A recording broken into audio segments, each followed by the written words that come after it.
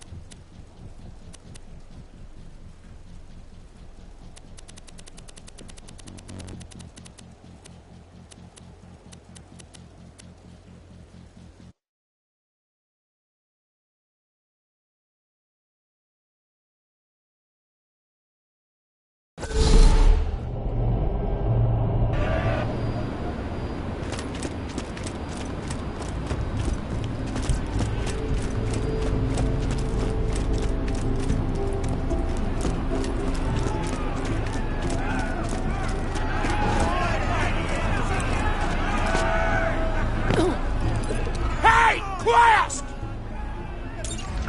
My grandma's a pretty big fan of yours. Could you go say hi to her?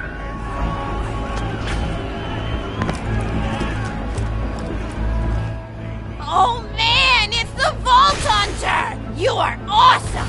Didn't you fight Terramorphous? I fought a big creature like that once. He was a big whale squid with 100 tentacles.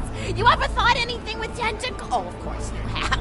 Terramorphous had tentacles. How silly of me. Now, where was I? I am so sorry. All right, the whale creature. His name was Blowhole the Apocalypse. I called him the Apocalypse for short. And he attacked my hometown of Tsunami's Edge when I was but a little girl. You ever been to Tsunami's Edge? Great town, nice beaches, great food, and the cost of living is just so low. Even being a single grandmother and working part-time in a scat meat processing factory, I was still able to provide for little Mr. Torg. We may not have been able to afford the finer things in life, like food, but we got by. After all, Mr. Torg and I didn't have anything but one another after that horrible gas leak blew up the iridium mine, killing my son and his lovely wife. From that day onward, my little Mr. Torg vowed to conquer explosions themselves in an effort to avenge his fallen parents, and... Ah, man, I forgot what I was talking about. Where was... Oh, right! The Blowhole the Apocalypse! So anyway, I was wrestling Blowhole to the ground, and I had my bicep curled around his blueberry throat. Blueberry? Sorry, I meant to say blubbery. I've got blueberries on the brain, I guess. I grow them in my backyard. Mr. Torg helped me plant them. Thanks again for that, grandson. I love you, Grandma! Anyway, I have my bicep around his blubbery throat, and Mr. Torg starts crying because he really likes whale squids, and he doesn't want to see me hurt one. They are the princes of the ocean! So I let the whale go after giving it a punch in the eyeball so he'll remember me, and it swam away into the ocean. And then I had Mr. Torg drive me to the ice cream parlor. He got me Rocky Road, because Rocky Road's my favorite. I'm extremely partial to the way the marshmallows act like little landmines of flavor. It's the battleground of chocolate. What's your favorite flavor of ice cream? Is it pistachio? I bet it's pistachio. Oh, that reminds me! You'll never guess who I saw today! Pistachio the Amazing! He's a magician who studied under Crazy Earl, so he's got that weird mustache, you know, but I saw him make a rack hive disappear. A whole rack hive! I said to Mr. Torg, Mr. Torg, wasn't that amazing? And he said, yes, it was, Grandma. Didn't you say that high five? You remember saying that? I remember, Grandma! And we stood in line afterward and got his autograph, and I thought I had it somewhere around here, but it's probably in the attic. I really ought to go up there and clean it out one of these days. I have so many little keepsakes up there. You're paying attention, right? Say, what's my favorite flavor of ice cream? Oh, that's your favorite flavor of ice cream. I'm sorry, Grandma! I'm sorry! They don't remember your favorite flavor of ice cream! I'm finished telling stories. I'm sorry I wasted your time!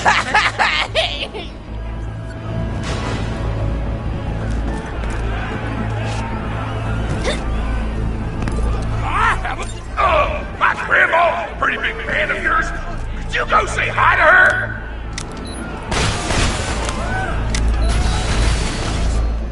Oh man, it's the Vault Hunter! You are awesome! Didn't you fight Terramorphous? I fought a big creature like that once. He was a big whale squid with 100 tentacles. You ever thought anything with tentacles? Oh, of course you have. Terramorphous had tentacles. How silly of me. Now, where was I? I am so sorry. All right, the whale creature. His name was Blowhole the Apocalypse. I called him the Apocalypse for short. And he attacked my hometown of Tsunami's Edge when I was but a little girl. You ever been to Tsunami's Edge? Great town, nice beaches, great food, and the cost of living is just so low. Even being a single grandmother and working part-time in a scat meat processing factory, I was still able to provide for little Mr. Torg. We may not have been able to afford the finer things in life, like food, but we got by. After all, Mr. Torg and I didn't have anything but one another after that horrible gas leak blew up the iridium mine, killing my son and his lovely wife. From that day onward, my little Mr. Torg vowed to conquer explosions themselves in an effort to avenge his fallen parents, and... Ah, man, I forgot what I was talking about. Where was... Oh, right! The blowhole, the apocalypse! So anyway, I was wrestling blowhole to the ground, and I had my bicep curled around his blueberry throat. Blueberry? Sorry, I meant to say blubbery. I've got blueberries on the brain, I guess. I grow them in my backyard. Mr. Torg helped me plant them. Thanks again for that, grandson. I love you, Grandma! Anyway, I have my bicep around his blubbery throat, and Mr. Torg starts crying because he really likes whale squids, and he doesn't want to see me hurt one. They are the princes of the ocean! So I let the whale go after giving it a punch in the eyeball so he'll remember me, and it swam away into the ocean. And then I had Mr. Torg drive me to the ice cream parlor. He got me Rocky Road, because Rocky Road's my favorite. I'm extremely partial to the way the marshmallows act like little landmines of flavor amidst the battleground of chocolate. What's your favorite flavor of ice cream? Is it pistachio? I bet it's pistachio. Oh, that reminds me! You'll never guess who I saw today! Pistachio the Amazing! He's a magician who studied under Crazy Earl, so he's got that weird mustache, you know, but I saw him make a rack hive disappear. A whole rack hive! I said to Mr. Torg, Mr. Torg, wasn't that amazing? And he said, yes, it was, Grandma. Didn't you say that high five? You remember saying that? I remember, Grandma! And we stood in line afterward and got his autograph, and I thought I had it somewhere around here, but it's probably in the attic. I really ought to go up there and clean it out one of these days. I have so many little keepsakes up there. You're paying attention, right? Say, what's my favorite flavor of ice cream?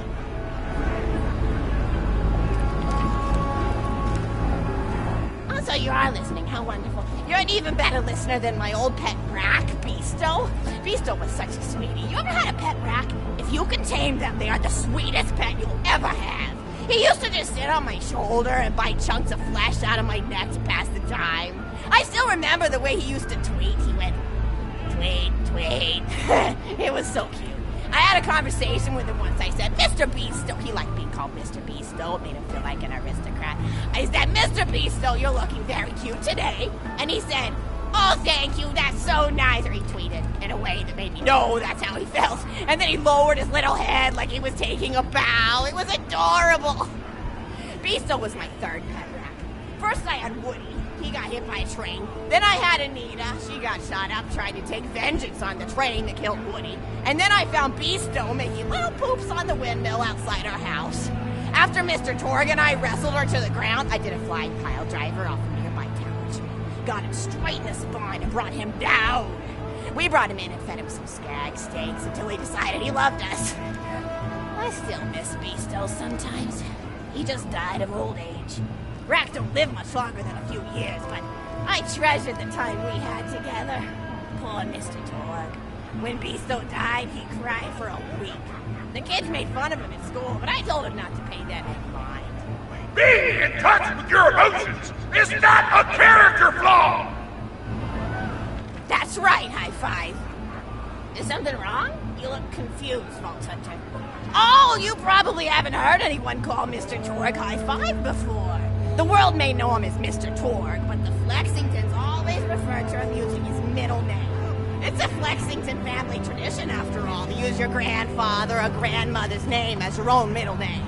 And my husband, High Five Flexington, God rest his soul, was the best grandfather Mr. Torg could have asked for before he passed. He taught Mr. Torg dang near everything he knew about firearms. Without High Five's teachings, I don't think the Torg Corporation would exist at all.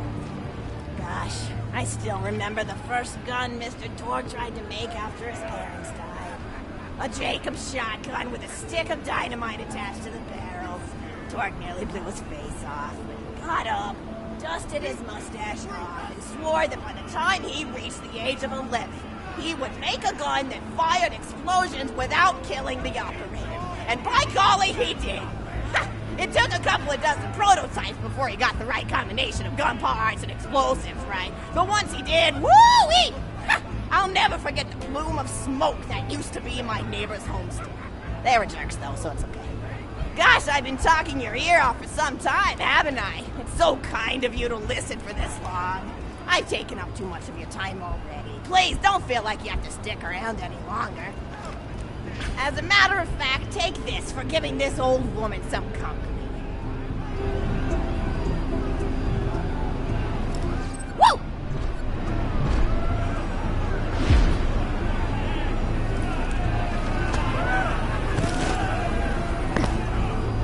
Friendship is awesome!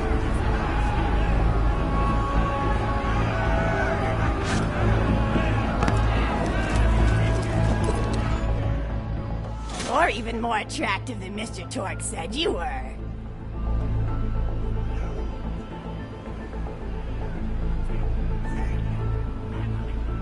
I've got another story for you, but I'd like to tell it to all of your friends at once. An old lady like me has to save her voice, you know. Oh, you still want to talk with me? How incredibly sweet of you. Say, you'll never guess who I saw today. Captain Scarlet. She was robbing my retirement home with a few other brigands, and I recognized her from her wanted poster, and I said, "Oh, hey, you fought the Vault Hunter, didn't you?" And she bowed all elegantly and said something like, "Indeed I did, madam," and said that you were really good at fighting, and that you beat her fair and square. She didn't seem to harbor much of a grudge about it. Nice girl. You should think about meeting up with her again if you're not shacked up with anybody, you know? I mean, of course, you probably are. Gorgeous hunk of a Vault Hunter like you. I bet you're beating away suitors left and right. Look, you're blushing. Oh, I could just eat you up. Mr. Torgue was so scared of trying to get a date for such a long time. He used to go to parties in high school and just stand in the back without talking to anybody. I am an introvert! I tried to tell him, I said, don't worry about chasing love. If you chase your dreams, then love will follow. See, that's the thing people don't get. You watch Echo films and they're just awful. They teach you that the only way to be with someone is just to pursue them over and over until they decide they like you. In reality, you know when you like someone almost immediately. You can't really convince somebody to fall in love with you. You just look like a stalker. But if you do things that you're interested in, like making guns that explode or killing mercenaries, then people will see that confidence and skill you have and they'll be attracted to it. There's always a fine line between that kind of confidence and narcissism, you know? There's nothing worse than somebody who wants to be famous. I remember when Mr. Torgue first sold his weapons tech to that board of directors, he was pretty egocentric for a while. Taking pictures of himself and posting them to the EchoNet all the time. Trying to hobnob with every celebrity that used his weapons. He came back home one day with a supermodel under each arm, and I said, "Mr. Torgue, what are you doing? You've lost sight of who you are. It's been weeks since you actually created a new gun," I said. And it was true. He'd been more obsessed with being well known for doing something great than with actually doing something great. It was a dark point in my life. Thankfully, High Five listened to me and got to work on what would eventually become the Crapplaster. You a fan of the Crapplaster? That was always my favorite. That and the Flacker, which I know a lot of people hate. But there's more to combat than just brute efficiency in this old lady's eyes. Style counts for something. And there's nothing quite like filling the air with tiny little explosions. It's like a fireworks show, except the deaths aren't as sad and unexpected. Actually, that reminds me, now that you're here, I wanted to throw some ideas at you for feedback. I'm a playwright in my spare time, and I'm trying to write a story about an up-and-coming tournament fighter who tries to find love in a gladiatorial arena. And I figure you've got a lot of experience, so your feedback would really be valuable. So the play is called Broken Hearts and Broken Necks. Scene 1. Fade in on an arena, just after a battle. Body parts litter the stage. A lone warrior stands in the middle of the stage. A spotlight illuminating her blood-stained arm. She stands, holding her sword triumphantly aloft. Valkyrie. Is there no warrior who can challenge me? Must I be destined to spend my life as the strongest, the bravest, the most invincible warrior this galaxy has seen? For I am Valkyrie, scourge of the gladiatorial games! Exhorted Valkyrie, as she shakes her head in dismay. From stage left, a janitor with a heavy heart and an even heavier conscience.